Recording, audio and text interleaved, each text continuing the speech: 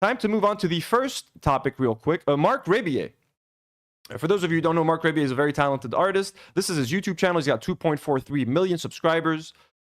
He basically like loops music. He does like music like on the spot. He creates songs from like loops music. If you just like throw a word at him, you know what I mean? Like table. He'll make a song about tables. He like loops himself, loops his vocals. He loops the music over and over again to just like create a track. Like he'll create an original song within like 3 minutes. It's super fun. He's really, really talented. He's really funny. Let me just try to play one of his songs as an example. I Want to Die from 3 years ago. Let's see.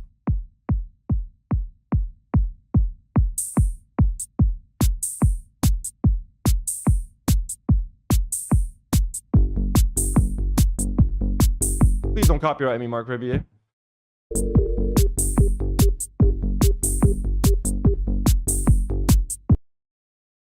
Yeah. He performs vocals.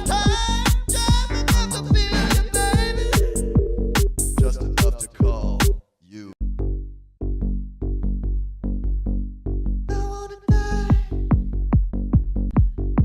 So he's really been blowing up lately, and he's traveling to like all these different European countries. He went on tour. He performs in like basically like silk robes and boxer shorts. He's really popular, etc. And he's been on the H3 podcast like 4 or 5 years ago, maybe, when he was just starting to break out on YouTube. He was a guest on the H3 podcast. I remember when Ethan and Ela were filming in their basement, and like he made a song for them at the end of that episode. So he was a friend of the show. And then just a few days ago, right after Bob Villain, or Bob Vilan as I called him, Bob Villain went viral for screaming death to the IDF at Glastonbury. A video of Marc Rebillet went viral of him kind of not doing the same thing, but like if you could switch to the PC Noor, this is what he was doing. Fuck Netanyahu! Fuck the IDF! Free, free! Free, free! Palestine! Free, free! Palestine! So he basically says, That's nice. fuck Netanyahu, fuck the IDF. It is nice. It is nice. And I kind of talked about this on the podcast last time. So here's what I had to say about it. Villain camp at this point. But weirdly enough, old friend of H3 folks, and guest on the H3 podcast, Marc Rebillet. Marc Rebillet, an old friend of the show. What does Marc Rebillet, Loop Daddy, have to say about Israel and the IDF? I'm kind of curious about that. Mark, what do you have to say about that? Free, free! Fuck Netanyahu! Fuck Netanyahu. They'd be like, yeah, we hate Netanyahu. There we go. Okay, because I mean, Ela and Ethan would agree with fuck F. How about that, yo? Free, free! This is important because I kind of had my doubts about his intentions. Free, free! Palestine! Free, free! Palestine! Fuck Netanyahu! Fuck the IDF! Free, free! Free, free! Palestine! Free, free! Palestine! So if you already didn't love, if there aren't a million reasons to love Marc Rebillet, this is an additional reason. Now I do hope It that looks the because I same. do think it is kind of becoming a thing, like just with longer hair.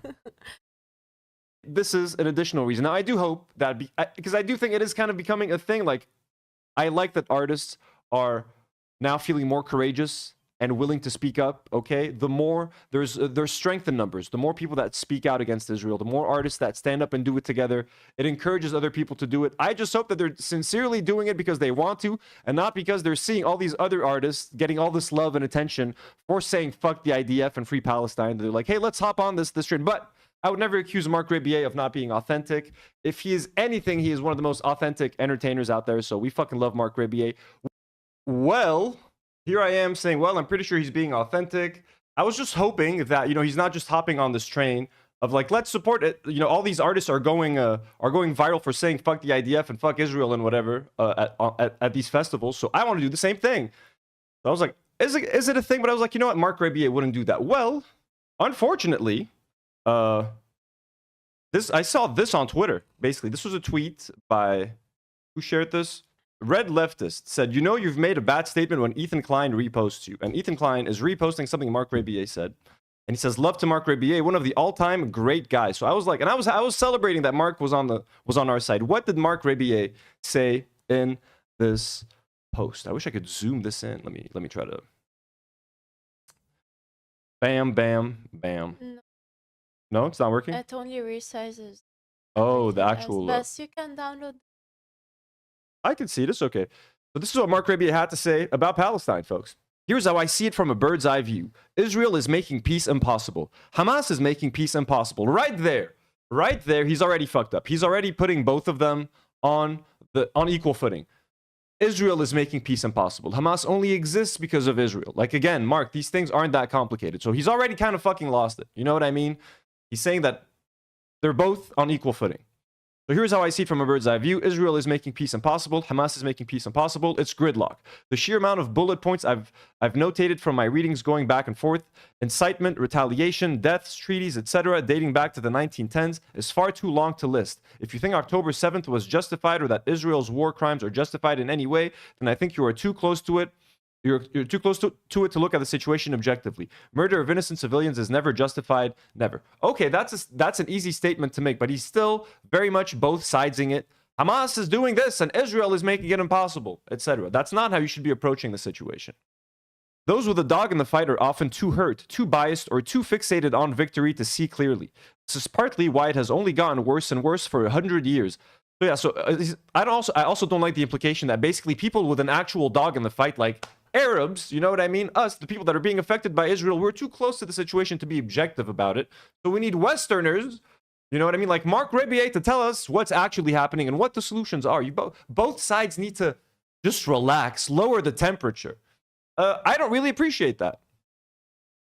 So I'm not saying that feeling that way is wrong or irrational. It's not. If you have a stake in the conflict, lost family or friends or land, who the fuck am I to judge how you feel about this? Exactly. Thank you. I'm over here in America reading books. My emotional investment is trivial compared to those affected. But I can read, I can educate myself, and I have been trying to do that. Well, I mean, you've probably been reading the wrong things if you come away by saying that Israel is making peace impossible and Hamas is making peace impossible. Israel doesn't want Gaza to exist, Mark. That is kind of what's happening, my man, okay? At the rate we're going, Israel will wipe Palestine off the face of the earth. They have already almost succeeded. Realistically speaking, if Gazans stand any chance at survival, given the current situation, it would require Hamas to lay down and surrender. But they will not. So, the only way for Palestinians to survive is for Hamas to lay down and surrender, as if they actually hold any cards. Do you know how many times Hamas has offered to return the hostages, but Netanyahu and the Israeli government are not interested? Because this was never about the hostages. This was about wiping Gaza off the map, moving all of the Palestinians out of Gaza, either get them into Jordan or get them into Egypt, and then colonize Gaza. You know what I mean? Build some beachfront condos. It would require Hamas to lay down and surrender, but they will not. Try telling Israel to do the same. Not happening. Neither side will give an ounce of slack when it matters. Again, the either side, both sides, if only Hamas would lay down their arms, if only they would give Israel some slack. Thus, we have this tragic reality. People stuck, innocent people dying, being martyred every day, and their governing bodies not actually fighting for peace, but instead for victory. And again, when he says people stuck, innocent people dying, you have to be more specific, Mark. It is mainly Palestinians, hundreds of them now being killed at aid sites when they're trying to get fucking flour. They're being butchered, they're being gunned down like fucking rabid animals. That's what's happening. It's not innocent people. How many Israelis are being killed by Palestinians today? You know what I'm saying? So again, insane both sidesing and fence sitting. And shocking after you see that fucking video of him being like, fuck Netanyahu, fuck the IDF. He's just trying to get some of that Bob Villain juice. So that is extremely inauthentic. This continues. Part 2. One last thing. I think that the social media support the Palestinian cause has received in the last 2 years has been quite positive. It has allowed people from all over the world to begin to peer into, learn about, and advocate for a conflict that involves not only the Middle East, but many of the colonial powers of the world, not the least of which includes the US. At the same time, this movement has resulted in a pretty aggressive spike in anti-Semitism. I see and hear examples of it across social media and from my friends. This is not okay. This is like, as if he almost wrote this just to appease Ethan, even though the first part was also kind of written to appease people like Ethan. This is not okay. And there has been a rise in anti-Semitism. Absolutely. There's been a rise in anti-Semitism. There's also been a rise in Islamophobia and anti-Arab sentiment in a lot of places around the world, as always happens when things like that happen. But again, the rise in anti-Semitism is directly related to the fact that you have a country with the Star of David on its flag that is butchering people by the thousands, by the hundreds of thousands at this point, literally genociding people, live streaming on TV, and then spray painting Stars of David in apartment homes, or cutting them into the skin of their Palestinian prisoners. That's why there's rising anti-Semitism, unfortunately. And people like Ethan Klein who keep conflating Zionism with Judaism.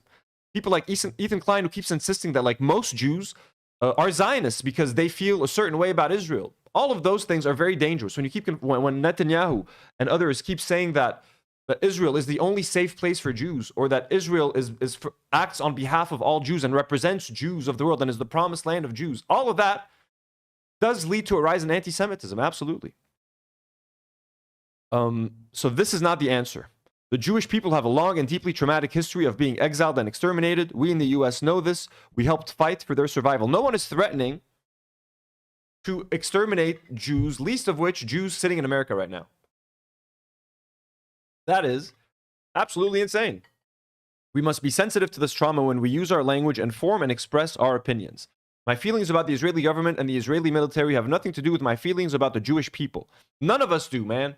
No one cares. No one is relating the Jewish people as a whole to Israel or the IDF. Again, I've said it before and I'll say it again.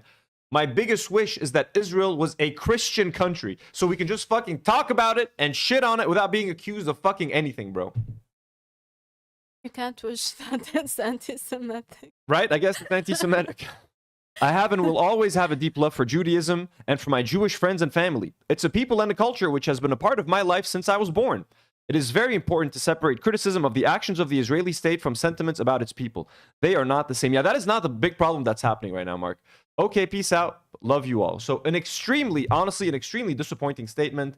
Kind of a extremely wishy-washy, both sides. And honestly, Mark, you do not deserve to stand on a stage and scream, fuck the IDF, fuck Netanyahu, free Palestine, when you're going to both sides of the issue and make it seem like Palestinians have any say in the matter of what is happening to them, of them being genocided. And as if you're justifying it, well, Hamas did strike Israel, so like, no, bro, no, I'm sorry. You do not deserve to stand on that stage and get any credit for saying free Palestine. And that is a prime example of an artist who was riding the wave, who saw other artists getting success and getting called out, not called out, but like praised, publicly praised for supporting Palestine, and he just wanted a bit of that juice. He wanted a little bit of that success without actually earning it. And no, you know what I mean? If you need to be authentic, bro, and that was completely inauthentic, and it kind of changes the way I view Marc Rebillet. Not in terms of his talent. He's still an extremely talented dude. He's still a very good musician and a very funny guy. I'm sure like that's never going to change, but I just don't like how he treat. And there's this this photo also shared by Red Leftist on Twitter. Marc Rebillet wearing an IDF shirt in 2018. Oh, lol. Everything making much more sense now. Now, I don't know if he was wearing this as a joke, what the context is, but like, I don't really care what the context is. Wearing an IDF shirt is kind of fucked up. I don't know if he has friends in the IDF that gave him the shirt as a gift or a souvenir, if he's been to Israel.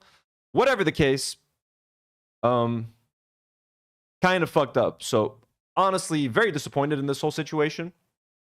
Kind of grossed out. And yeah. I mean, is he really someone and people care? Because I've never heard of him I before. think so. I think he's pretty popular, at least online. He has a lot of his clips go viral. He's even been in like there's been like mentions of him in like some movies. I saw like a comedy where they mentioned like we're going to a Marc Rebillet concert. So I'm like, oh, if he's referenced in movies in a mainstream movie, then he must have broken out a little bit more into the mainstream, I guess. So I'm very disappointed. Curious to know what you guys think. What do people think in the live chat?